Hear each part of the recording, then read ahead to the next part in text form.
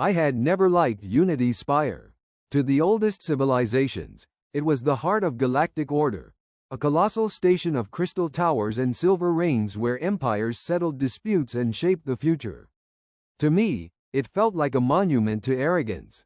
Humanity had only been a member of the Galactic Council for 63 years, and most delegates still saw us as little more than suppliers of skilled mercenaries and private security. When the emergency session began, the chamber fell silent as a hologram of the galaxy appeared above the council floor. One by one, every major Helion crystal mine lit up in the same color. A single corporation now owned them all. The name Victor Sloan echoed through the hall.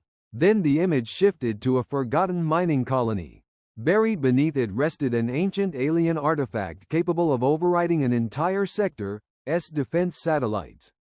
In that moment, everyone realized Sloan had never been collecting mines. He had been searching for something far more dangerous. I sat beside Ambassador Elena Ward as the whispers spread through the Grand Chamber.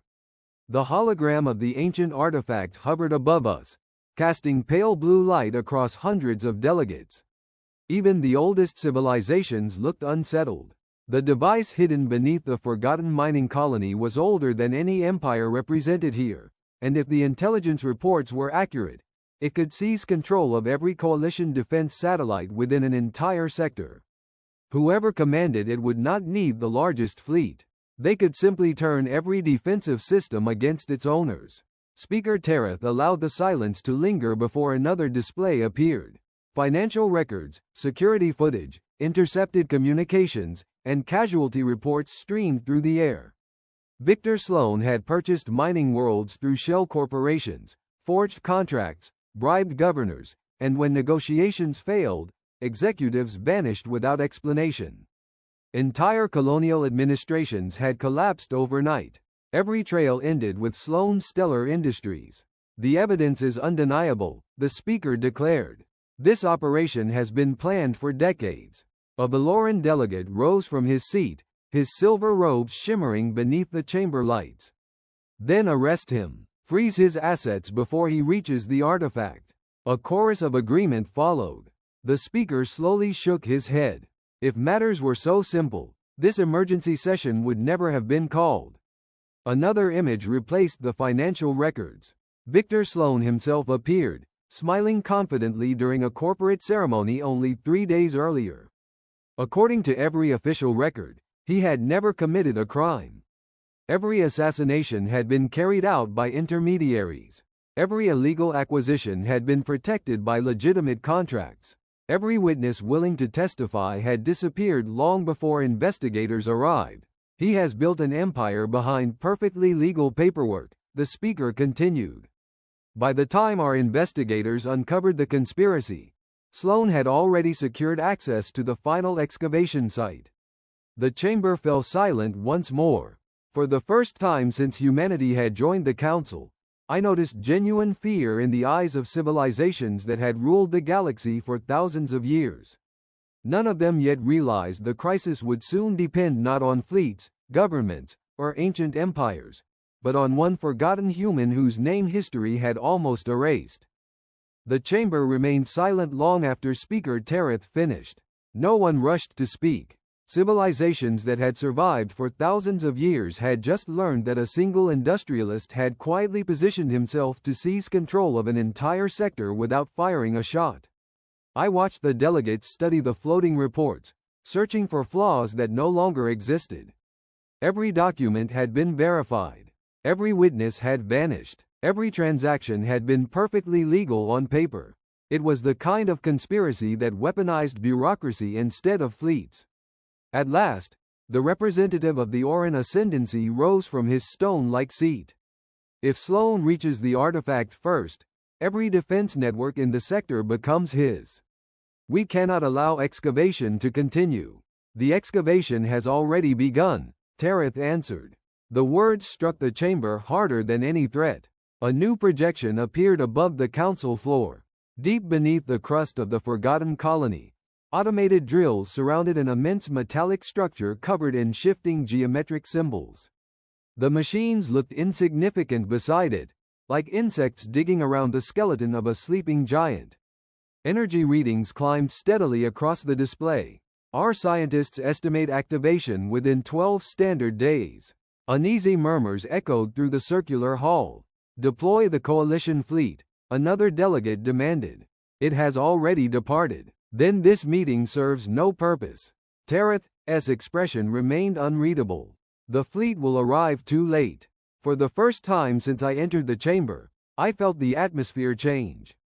Confidence disappeared. The oldest civilizations had always believed that enough warships could solve any crisis. Now they faced an enemy who had prepared decades in advance, hiding behind contracts, corporations, and carefully arranged accidents. Military power suddenly seemed slow. Ambassador Elena Ward folded her hands calmly beside me.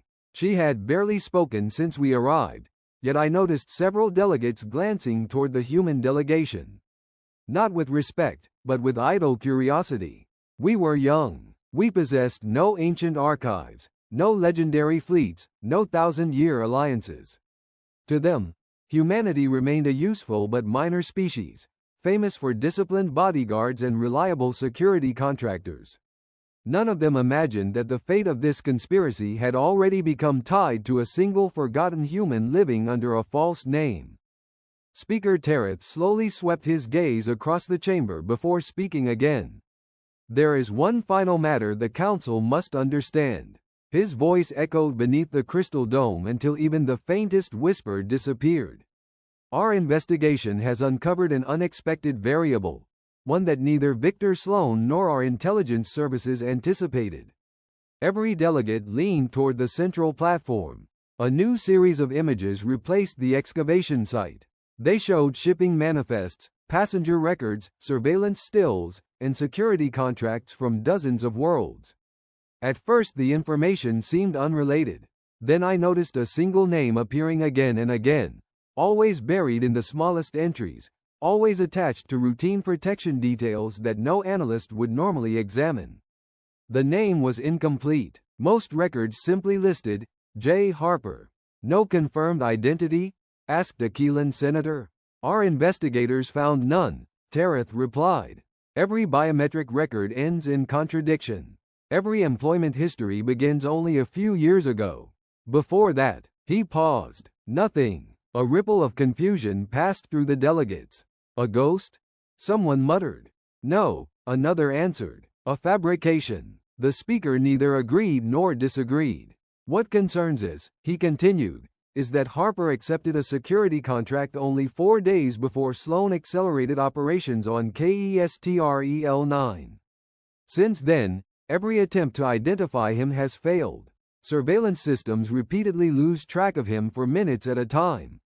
Witness statements contradict one another. Some describe an old man with a cane.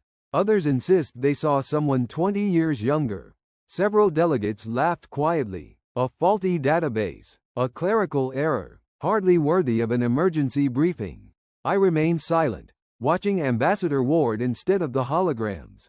She showed no surprise. She merely folded her hands and waited, as though the discussion had finally reached the point she expected from the beginning. Across the chamber, the representatives of the oldest empires dismissed the mystery with practiced confidence. To them, one anonymous human security contractor could never influence a crisis capable of reshaping the balance of power across the galaxy. Their attention remained fixed on Victor Sloan, the ancient artifact, and the approaching deadline. None of them realized they were ignoring the single name that would soon matter more than every fleet gathered under the coalition banner. Ambassador Elena Ward finally rose from her seat. The movement itself drew little attention. Human representatives rarely addressed the Council during emergency sessions, and when they did, it was usually to support proposals written by older civilizations. Several delegates continued speaking among themselves, convinced that nothing important was about to happen. Ward waited. She neither demanded silence nor raised her voice. She simply stood with the quiet patience that had become a distinctly human habit in the Council chambers. One conversation after another faded until the immense hall became still again. Speaker Tereth, she began evenly, The Terran Federation requests permission to address the Council. It is granted. She stepped onto the central platform beneath the hologram of the ancient artifact. Blue light reflected from her uniform, yet her attention remained fixed on the delegates rather than the projection. You believe this crisis depends on Victor Sloan? No one answered. You believe it depends on the Coalition fleet reaching Kestrel 9 before the artifact is activated? Several delegates nodded. You are mistaken. A quiet murmur spread across the chamber. Ward folded her hands behind her back. The outcome of this conspiracy no longer depends on fleets, governments, or political alliances. The Keelan representative frowned. Then what does it depend upon, Ambassador? Her answer came without hesitation. It depends on one forgotten human. Confused glances passed from one delegation to another. The individual registered in your reports as Jack Harper. The name echoed through the chamber. Ward continued before anyone could interrupt. The woman who unknowingly hired him believed she was saving money by employing the cheapest security contractor available. She thought she had hired a tired old man with a cane. A few delegates chuckled. Ward ignored them. What she actually hired was someone the Terran Federation believed had disappeared decades ago. The laughter grew louder. A retired bodyguard? Someone called mockingly. Aging mercenaries are now strategic assets? Another voice joined in. Perhaps he intends to defeat Sloan with his walking stick. Ward's expression never changed. She looked across the chamber and spoke the sentence that would soon be repeated on every inhabited world. She bought the cheapest human guard. And then the galaxy remembered his legendary name. For a heartbeat, the council stared at her in puzzled silence. Then laughter erupted throughout the grand chamber, louder than before, while I remained seated, knowing every person laughing had just made the same mistake Victor Sloan already had. The laughter rolled through the grand chamber in waves. Ancient diplomats leaned back in their seats, some openly applauding the performance they believed they had just witnessed. The Keelan representative wiped tears from his eyes before speaking. So this is humanity's strategy? Entrust the fate of a sector to a crippled old bodyguard?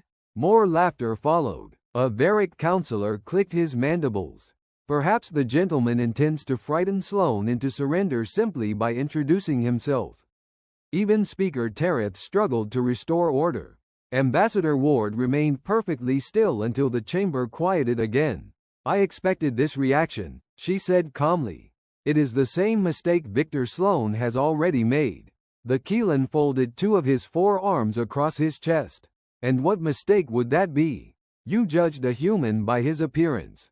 The reply drew little more than amused smiles. Ward continued without emotion. Jack Harper walks with a cane because he wants people to underestimate him. He accepts the cheapest contracts because no one investigates inexpensive security contractors. He allows employers to believe he is tired, slow, and harmless. She paused. That illusion has kept him alive for decades. The Oran delegate frowned. You speak as though this man possesses an extraordinary history. I do. Then tell us his real name. Ward looked across the chamber before answering. I cannot. Confusion spread once more. His identity remains classified under Terran military law. The Keelan laughed again. Convenient. It is necessary. Ward's voice never rose. If I reveal his name before he chooses to reveal it himself, I will compromise an ongoing operation. Several delegates shook their heads in disbelief. You ask us to trust an invisible legend, one senator scoffed. No, Ward answered. I ask you to watch carefully. She stepped away from the podium. Within days, every intelligence agency represented here will begin searching for Jack Harper. They will find no meaningful record because that name never belonged to the man you seek. The chamber fell quieter than before. Not convinced, merely curious. As I watched the delegates exchange doubtful glances, I realized none of them feared the old man they had never met. Soon, every one of them would remember the day they laughed before hearing the name Henry Collins. I left the chamber beside Ambassador Ward while the laughter still echoed beneath the crystal dome. Neither of us looked back. There was nothing left to say. The council believed humanity had offered a fairy tale in place of strategy, and the oldest civilizations had already dismissed Jack Harper as another aging mercenary clinging to forgotten glory. That misunderstanding would buy us time. The corridors of Unity Spire were quieter than the assembly hall. Delegates hurried past carrying encrypted data slates, already preparing new resolutions and military recommendations. None of them noticed the human delegation walking calmly toward the docking ring. We had become invisible again, exactly as expected. Do you think any of them believed you? I asked. Ward allowed herself the faintest smile. I wasn't trying to convince them. They laughed. They were supposed to. I frowned. She slowed her pace before answering. If they start searching for Henry Collins now, Sloan's network will know they found something important. As long as the council believes Jack Harper is only a cheap bodyguard, our advantage remains intact. The elevator doors opened onto the diplomatic concourse. Beyond the transparent walls, thousands of ships drifted around Unity Spire like distant stars. Somewhere among them waited our shuttle. My communicator vibrated. A secure Terran channel. Ward glanced at the screen and accepted the transmission without breaking stride. A man's voice filled the encrypted connection. Update from Nova Haven. Go ahead, Ward replied. Our civilian asset has finalized the security contract. And Harper? He accepted without negotiation. Any indication he suspects the larger operation? A brief silence followed. He requested architectural plans for the entire district, purchased industrial tools with his own credits, and disappeared for 6 hours. We still don't know where he went. Ward nodded once. Then he already knows. The transmission ended. I looked at her in confusion. Knows what? She stared through the station window toward the endless darkness beyond. That this was never about protecting one woman. Her expression hardened. It's about stopping a war before the galaxy realizes it has already begun. Nova Haven was nothing like Unity Spire. The station glittered with ceremony and ancient traditions, while the industrial metropolis lived beneath a permanent haze of smoke, cargo traffic, and construction lights. Freight towers climbed into the sky like steel forests, their magnetic cranes lifting containers the size of apartment blocks. Every district echoed with machinery that never seemed to sleep. I arrived 2 days after the council session under a routine diplomatic cover. Officially, I was inspecting Terran commercial interests. In reality, I wanted to see the woman who had unknowingly become the center of the galaxy's most dangerous conspiracy. Megan Brooks stood alone inside a modest office overlooking Dockyard 17. She looked exhausted. Legal documents covered every available surface, while unopened bills lay scattered beside engineering reports. Years of lawsuits over mining rights had drained nearly everything she owned. The last remaining asset in her name was a forgotten Helion crystal claim on Kestrel 9, valuable only because no one yet understood what rested beneath it. I can't afford another security company, she admitted to the clerk seated across from her. Just give me someone reliable. The clerk hesitated before sliding a thin personnel file across the desk. There's one contractor available. Megan opened it. The photograph showed an elderly man with gray hair, tired eyes, and a simple wooden cane resting against his chair. His employment history contained only low-risk escort contracts and warehouse protection assignments. Nothing suggested exceptional ability. Jack Harper, she read quietly. The cheapest on the registry, the clerk replied. Most clients pass him over. Megan studied the file for another moment before giving a resigned nod. I'll take him. An hour later the office door opened. The old man stepped inside wearing a faded jacket and carrying a worn canvas bag instead of military equipment. His movements were slow but deliberate. He smiled politely before extending a weathered hand. Jack Harper, he said. I understand you need someone to keep you alive. Megan smiled back, relieved she had found anyone willing to work within her tiny budget. Neither of them mentioned the legendary name Henry Collins. Not yet. Jack accepted the contract without reading the payment terms. He folded the single-page agreement, slipped it into his jacket, and looked around the office instead of at Megan. His tired eyes paused on every window, every camera, every emergency exit. It wasn't curiosity. It was habit. They had visitors, he said. Megan blinked. 3 investors this week. They weren't investors. She frowned. They asked about the mine. Everyone asks about the mine. Jack walked toward the window overlooking the street. Below, delivery trucks crawled between warehouses while hundreds of workers crossed the intersection. Nothing appeared unusual. They arrived separately, he continued quietly. One wore polished boots that have never touched a construction site. One kept checking reflections instead of people. The third carried himself like military. You saw all that? I saw enough. Megan crossed her arms. Guessing. Jack nodded once. I hope I am. His calm unsettled her more than any dramatic warning could have. What do? We leave. She stared at him. I just hired you, and I am telling you your office is no longer safe. Before she could argue, Jack reached beneath her desk and pulled free a tiny metallic disc no larger than a coin. A tracker. Her face turned pale. They never seen that before. I know. He crushed the device beneath the tip of his cane. They wanted to know where you run. Outside, a black transport slowed briefly before continuing down the avenue. Jack watched it disappear. They confirmed we still here. If they watching you, he replied, they watching me now. He opened his worn canvas bag and removed items that looked completely ordinary. A flashlight, insulated wire, adhesive tape, compact tools, and an old tablet computer whose casing had been repaired countless times. You don't carry weapons? I do. She looked at the bag in confusion. I don't see any. Jack gave the faintest smile. That's because you looking for guns. He handed her a data chip. Call your closest friend on Earth. Tell them to access a military archive under the name Henry Collins. Who's Henry Collins?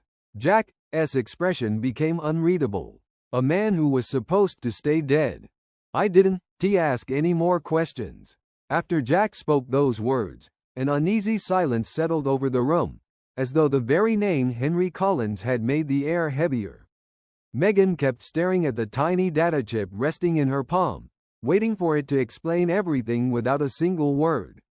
But Jack had already turned away. He slowly circled the office again, studying the walls, the ceiling, and the ventilation grills with such care that it seemed he wasn't seeing concrete and steel at all, but the invisible traces left behind by those who had been there before. We leave in 5 minutes, he said. Where are we going? I don't know yet. The answer was so calm that arguing felt pointless. Through the window I noticed the same black transport vehicle returning to the street below. It moved too slowly for ordinary traffic and too confidently to be there by chance. It never stopped. It simply waited. Jack saw it as well. They rechecking whether we panic. And if we stay, then a second team arrives tonight. Megan turned pale. How do you know that? He gave a slight shrug. Because that's how professionals work. He pulled out an old tablet, connected a thin cable, and plugged the tracking device into it. Seconds later the screen came alive. A city map appeared, covered with dozens of glowing markers. That's impossible, I whispered. No, Jack replied quietly. It isn't. He zoomed in. The red markers weren't just surrounding the office. They encircled the entire industrial district, warehouses, transit stations, cargo terminals, even residential blocks. They aren't looking for you, Jack said softly. Then who? He looked directly at Megan. They looking for what belongs to your family. She slowly shook her head. We have nothing left. You believe that? Jack touched the screen once more. Every marker connected into a single pattern, forming a perfect circle. At its center lay the abandoned mine on KESTREL 9. A chill ran through me. For the first time, it became obvious that Victor Sloan had never been hunting Helion crystals. He was searching for something buried far deeper than any mine. I couldn't T take my eyes off the map. Every surveillance marker formed a perfect ring around the abandoned mine, as though an invisible force had drawn them there with mathematical precision. This was never random observation. It was containment. Jack disconnected the tracker and slipped the crushed casing into his pocket. They already know the mine matters, he said. What they done, T know is why. Megan looked from the screen to him. Then tell me, I can, T. She frowned. It's your land. Done, T. I deserve the truth? Jack met her eyes without hesitation. You deserve to stay alive. Right now, that means knowing as little as possible. The answer frustrated her, but she understood enough not to argue. I glanced at the map again. If Sloan controls this entire district, why hasn't he simply taken the mine? He tried. Jack enlarged an archive image of KESTREL 9. The forgotten excavation appeared exactly as the records described it: collapsed tunnels, abandoned machinery, and decades of dust. Every drilling operation failed. Equipment malfunction? No. He highlighted several maintenance reports. The machines stopped working at precisely the same depth. Different companies, different years, same result. That isn't possible. Jack looked at me. It is when someone buried something they never wanted found. Silence filled the office. Outside, the black transport finally drove away. They re-changing shifts, Jack observed. You sound certain. They watched surveillance teams for longer than they've been alive. Megan stared at him. Who are you? For the first time, he hesitated. Then he reached into his jacket and removed an old metal identification tag. Its surface was scratched beyond recognition, except for one line that remained untouched. Property of Terran Strategic Command. The date beneath it was almost a century old. That's impossible, I whispered. It should be. Jack closed his hand around the tag before either of us could study it further. The man who carried this died 93 years ago. He slipped it back into his pocket. So did Henry Collins. No one spoke. The office suddenly felt much smaller. Somewhere beyond the city skyline, Victor Sloan was preparing to uncover a secret buried beneath stone. Standing before us was a man who insisted he had been dead for almost a century. No one moved for several seconds. My eyes remained fixed on the place where the old identification tag had disappeared into Jack's pocket. 93 years. Even the longest-lived humans could not survive that span without advanced medical intervention, and Terran Strategic Command had officially dissolved decades before I was born. You expect us to believe that? I asked. I don't expect anything, Jack replied. Megan folded her arms. Then explain. He looked toward the window instead of answering. The streets below were beginning to empty as evening settled over Nova Haven. Factory sirens echoed across the district, drowning out the noise of traffic. They moved tonight, he said. Sloan's people? Not Sloan. I frowned. Who else is involved? The people financing him. Jack opened the tablet again and projected a financial network across the wall. Hundreds of shell corporations appeared, linked through transactions so complex they looked like a spider's web. They never intended to own the mine, he explained.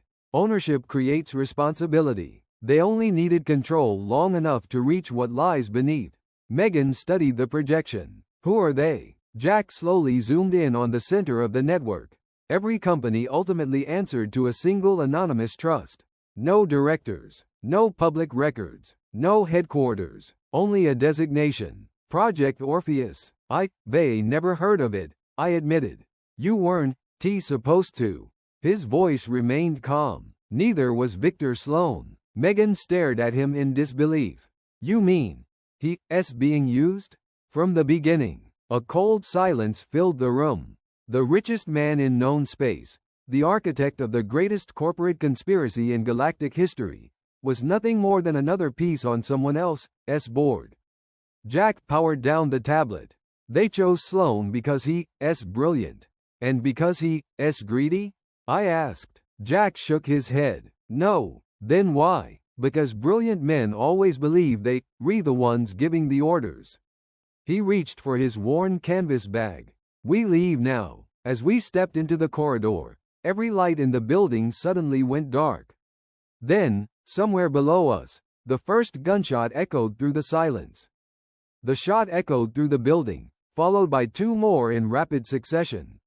No screams, no alarms, just disciplined, measured fire. Jack stopped instantly. Down. The three of us dropped behind the reception desk as another burst shattered the glass entrance below. Whoever had entered wasn't shooting wildly. Every round had a purpose.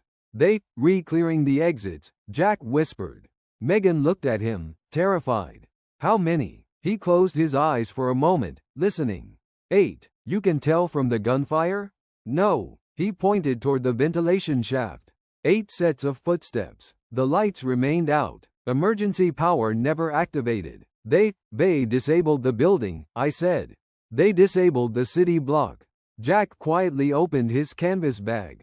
Instead of drawing a rifle or pistol, he removed a folded roll of insulated wire, 2 magnetic clamps, a compact drone no larger than his hand, and a battered headset.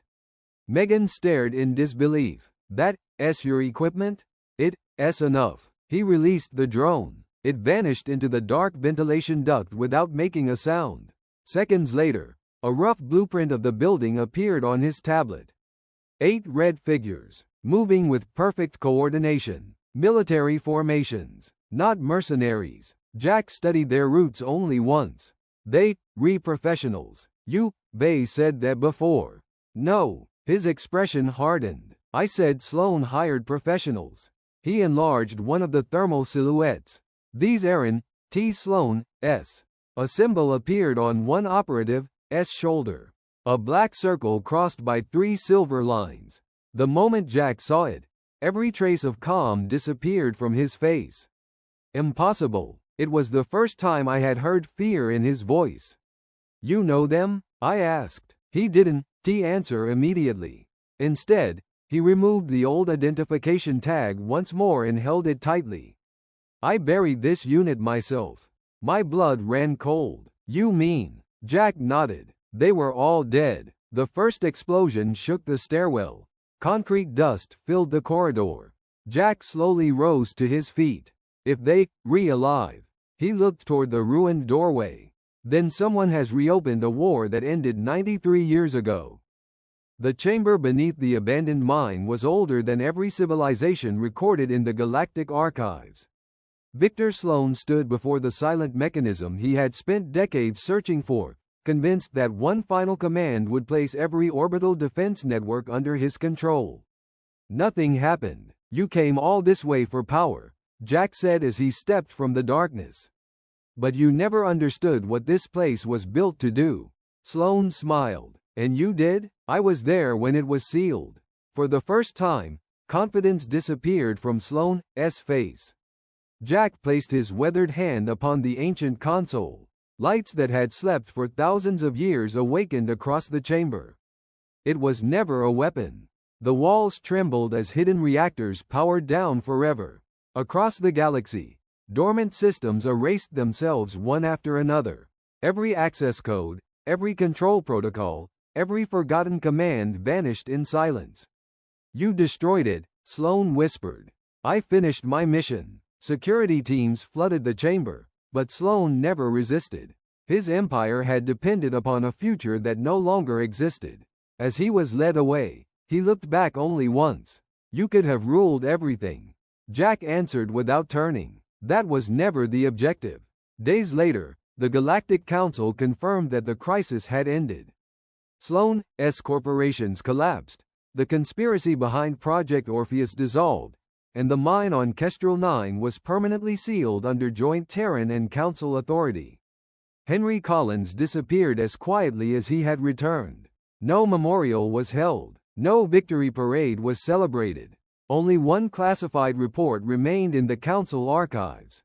Its final sentence read, "The galaxy survived because one man completed the mission he had accepted 93 years earlier."